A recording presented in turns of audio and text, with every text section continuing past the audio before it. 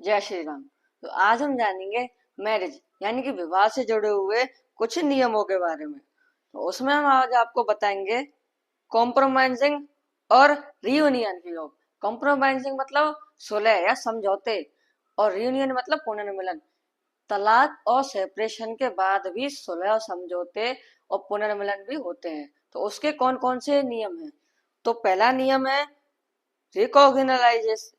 रिकॉन्सिलाइजेशन after separation या divorce, यानी कि तलाक के बाद सुलह, तलाक या सेपरेशन के बाद सुलह के योग।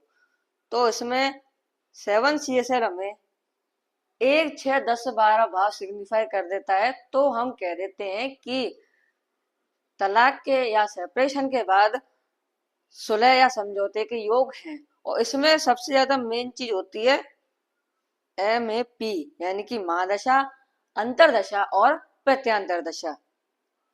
दूसरा नियम है दूसरा नियम return partner from normal separation, यानी कि सेपरेशन या अलगाव के बाद पत्नी या पति की वापसी, यानी कि सेपरेशन हो गया, वो वापस आएंगे या नहीं आएंगे। ये भी एक तरह का रियूनियन यानी पुनर्मिलन है। तो इसमें 7 CSL हमें 5, 7, 11 भाव सिग्निफाई कर देता है, और दशानाथ भी हमें ये भाव सिग्निफाई कर देते हैं। तो हम कह देते हैं कि सेपरेशन के बाद पति या पत्नी वापस लौटकर आ जाएगी।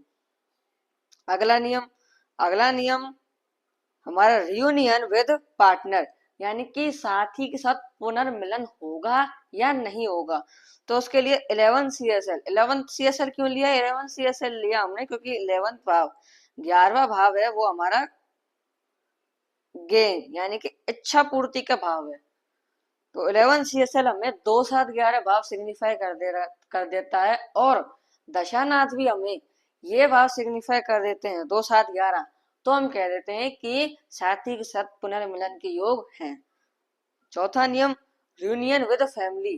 कभी कभी हम फैमिली से भी अलगाव हो जाता है, तो उसमें 11 CSL हमें 3, 9, 12 भाव सिग्निफाई कर देता है। तो हम कह देते हैं कि परिवार के साथ भी पुनर्मिलन के योग हैं।